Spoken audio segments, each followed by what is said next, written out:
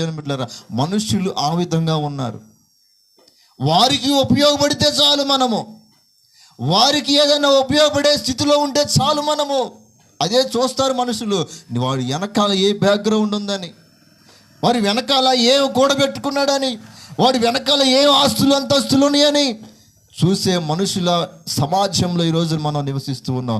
అయితే ప్రియ దేవుని బిడ్డలారా, మనము గనక ఇదిగో సర్వశక్తి కలిగినటువంటి దేవుని చాటును మనం నివాసం ఉంచగలిగితే, ఆయనను ఆశ్రయించగలిగితే, ఎవరైతే మనల్ని తృణీకరించారో, ఎవరైతే మనల్ని గెంటి వేశారో, ఎవరైతే ఈ రోజున మనల్ని పలకరించట్లేదో, ఒక రోజున వచ్చి మన దగ్గర నిలబడే స్థితికి మనల్ని తీసుకొస్తాడు. స్తోత్రం కలుగును గాక.